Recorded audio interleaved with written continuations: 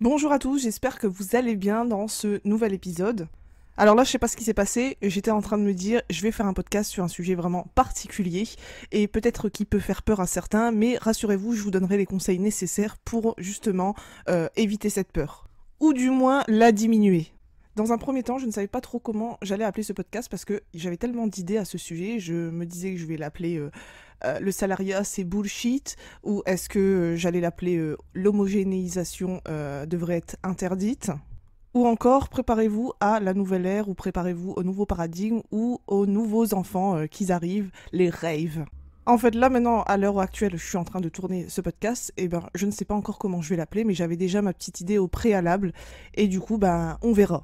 Alors, du coup, dans cet épisode 32, je vais essayer de parler du sujet en gardant un petit peu la même direction et d'essayer de parler de façon crescendo.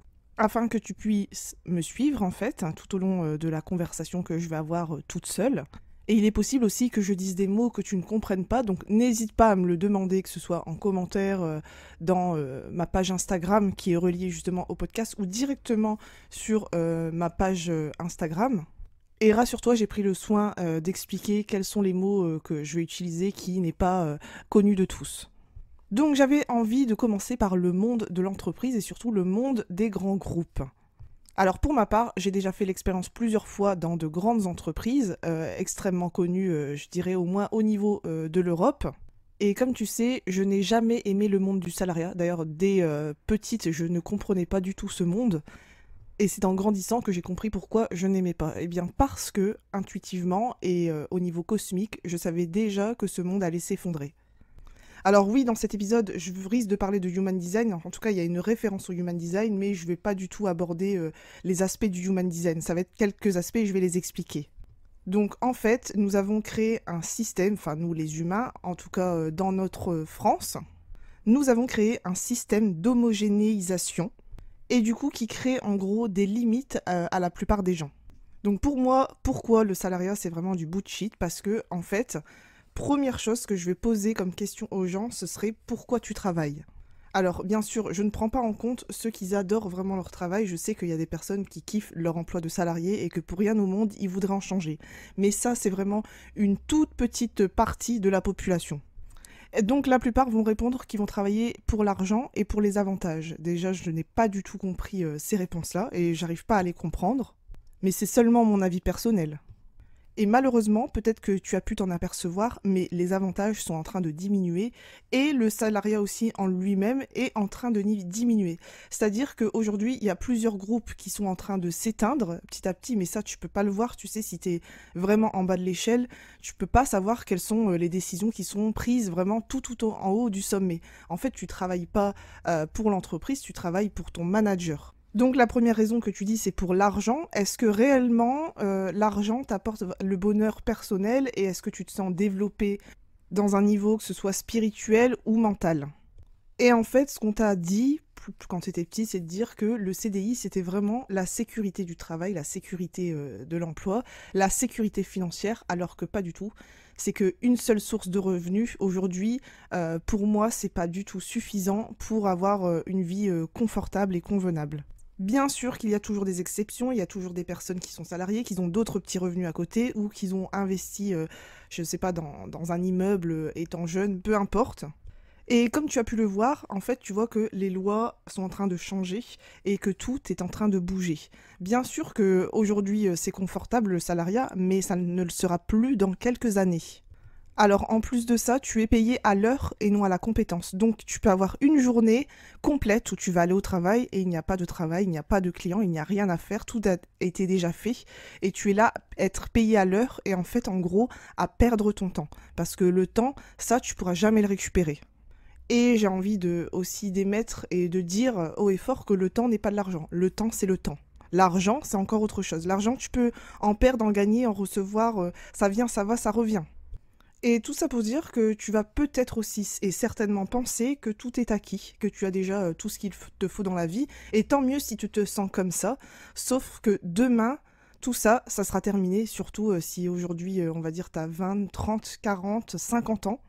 Ouais, je dirais entre 0 et 50 ans. parce que je vais te dire qu'est-ce qui va être impacté au niveau du système en général. Alors il y a un exemple très concret qui m'a parlé, c'est un anesthésiste sur lequel je suis tombée sur les réseaux, qui parle de son métier et de ce qu'il a pu voir et des actualités bien sûr.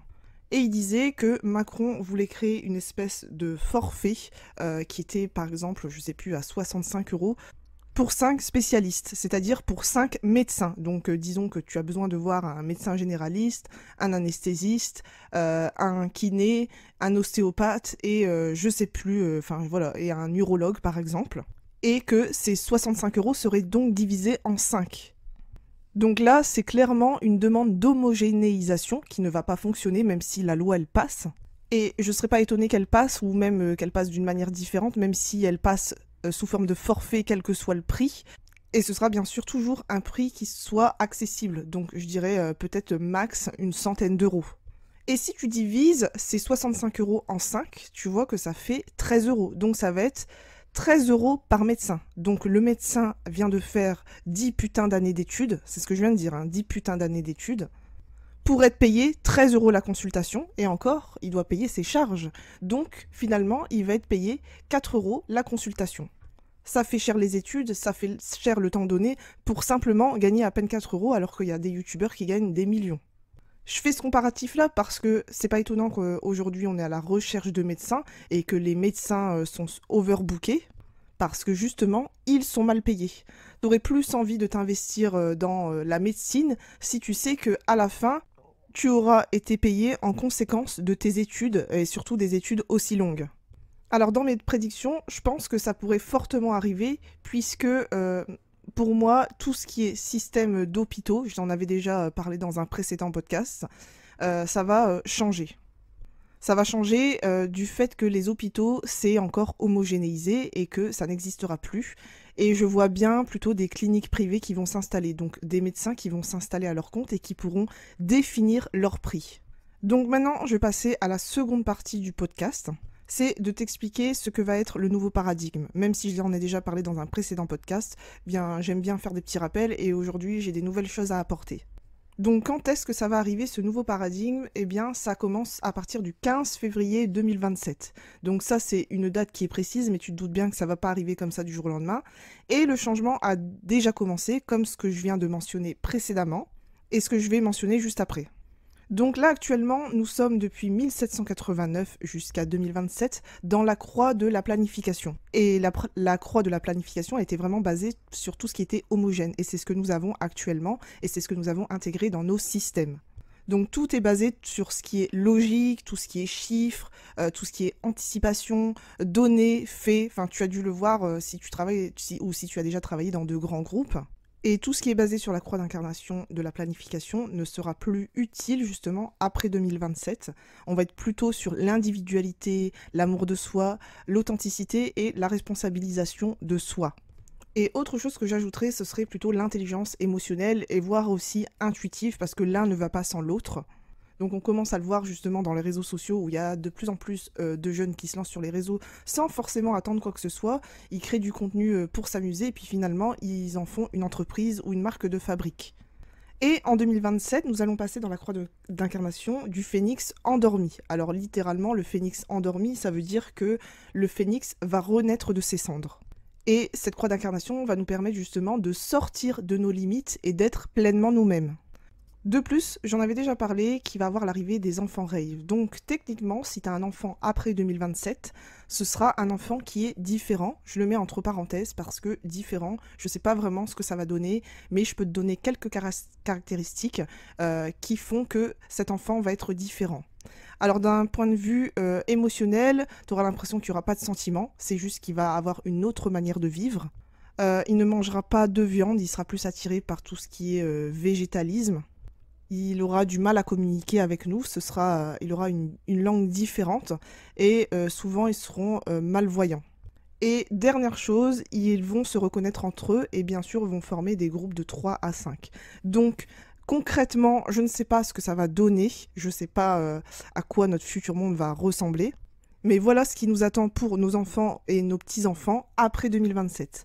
Sachant que le nouveau paradigme est en train d'arriver petit à petit. Donc pour moi, le premier rave va naître en 2025. Donc c'est vraiment proche. Là, actuellement, nous sommes en 2024. Donc si aujourd'hui, toi, tu attends un enfant, ça peut être encore un enfant humain. Les derniers humains arrivent là en 2024. Après, en 2025, il y aura les premiers raves. Alors si quelqu'un écoute ce podcast pour la première fois et qui débarque et qui ne me connaît pas, il va se demander quelle est cette cinglée, cette folle, qu'est-ce qu'elle est en train de nous raconter, je ne comprends absolument rien. Et moi je dirais plutôt, je trouve ça assez magique de ne pas savoir concrètement ce qui va arriver, mais j'ai connaissance en général de ce qui va arriver. C'est très bizarre à dire. Donc on passe à la troisième partie, qu'est-ce qui va être impacté suite à tout ce que je viens de dire ? Bien, la première chose, comme je l'ai déjà expliqué, l'économie va en prendre un sacré coup parce que là, on était beaucoup dans la croissance et d'ailleurs, je me disais que la croissance a plus qu'été dépassée. Donc, si toi, tu as déjà travaillé dans un grand groupe récemment ou si tu as déjà remarqué un petit peu les chiffres d'affaires de certains groupes, ils ne sont plus en croissance, ils sont en train de dégringoler. Moi, je l'ai déjà capté sur certaines boîtes et je préfère mieux pas dire... quoi que ce soit. Et salut les gars, je sais comment va se passer votre entreprise. Elle est partie pour dégringoler. Et je ne crois pas, et je pense pas qu'on va me croire.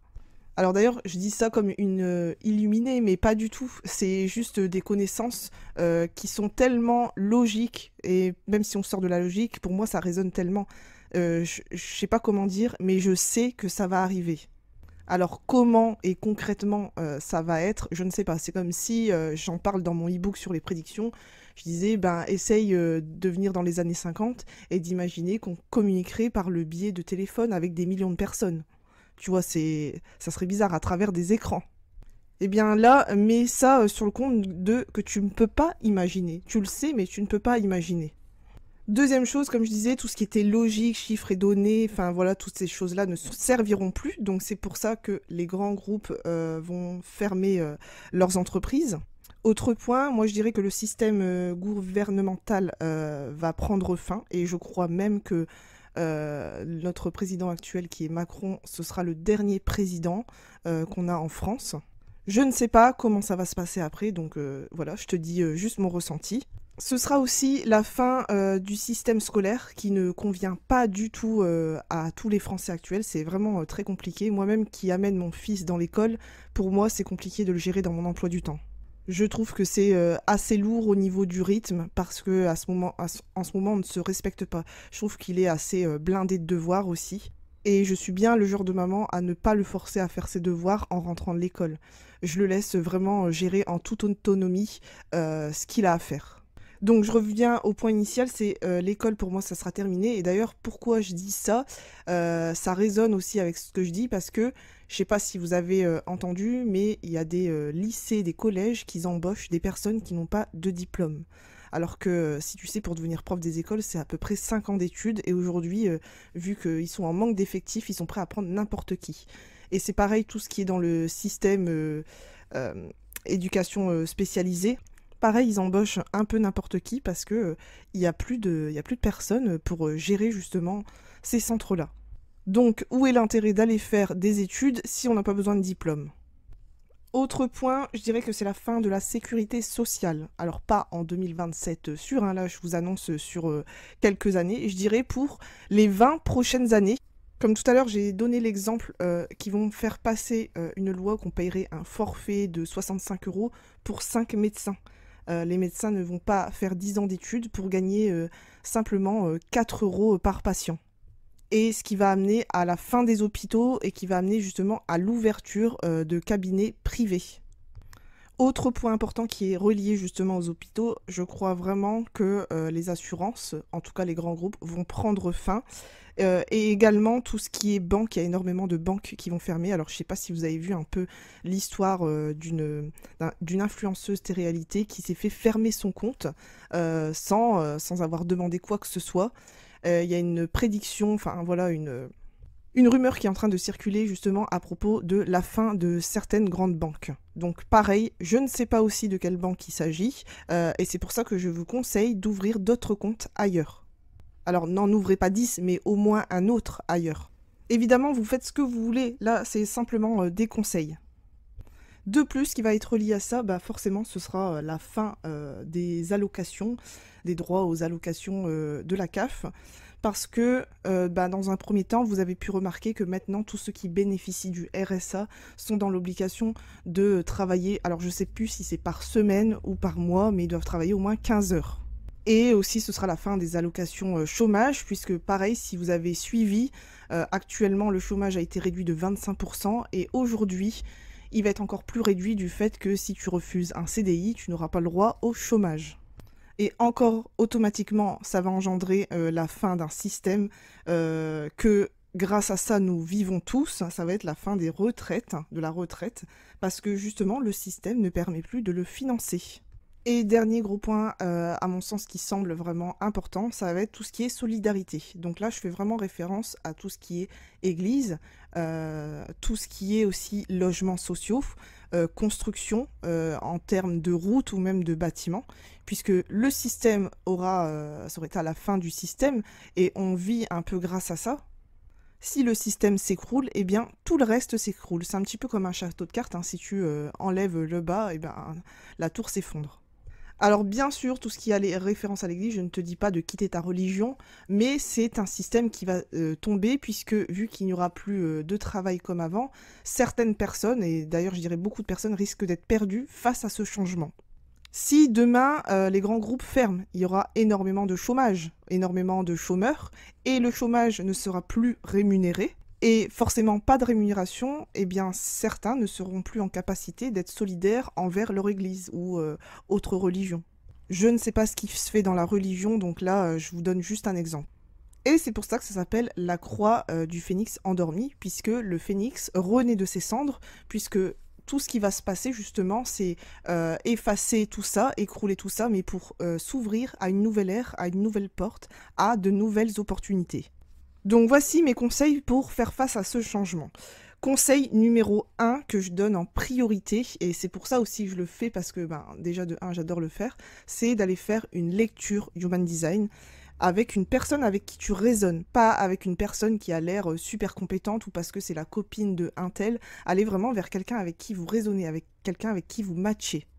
Cette personne vous aidera à mettre en pratique de façon la plus simple et la plus facile votre autorité et votre stratégie pour commencer et démarrer le Human Design.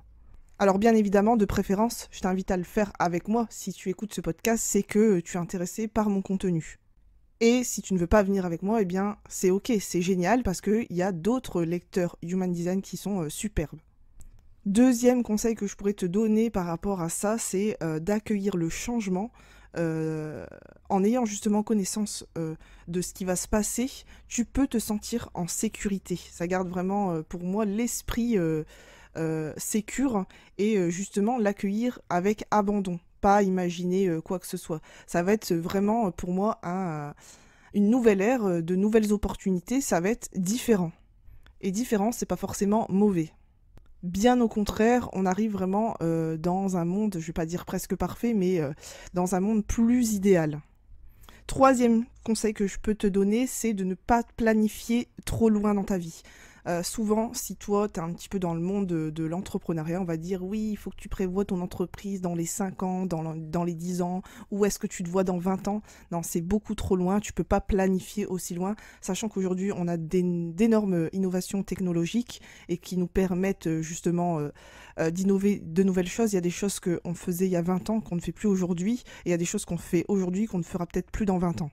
D'ailleurs, trop planifier, c'est vraiment contre-productif parce que tu vas planifier des choses et que finalement, tu n'en auras pas besoin. C'est un petit peu quand tu pars en voyage, tu n'as pas besoin de prendre 1001 vêtements pour rien du tout. Finalement, tu te rends compte que tu n'en avais pas besoin. C'est une planification à un peu pas trop planifier. Pas trop planifier aussi sur le trop long terme, tu peux voir à long terme mais pas trop long, voir un petit peu comment va se dérouler ton année, tu peux la planifier, mais faut que tu restes flexible à d'éventuels changements. Et dernier conseil que je te donnerai pour faire face à ce changement, c'est justement d'être flexible et de faire ce que tu aimes, de diriger vers ce que tu aimes, de ce que tu aimerais faire, vraiment te révéler en tant qu'individu, justement individuel. Tu sais, quand je fais des lectures Human Design, moi je vois un potentiel de malade chez les gens. Alors, Ça m'est déjà arrivé que j'ai eu des clientes, elles m'ont plus bluffé que la plupart des clients en général.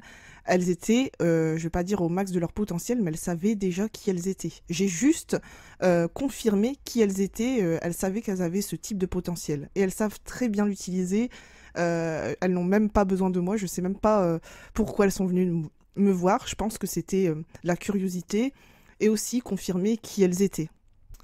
Et du coup, enfin, le dernier point que j'ai envie d'aborder, c'est la croix d'incarnation.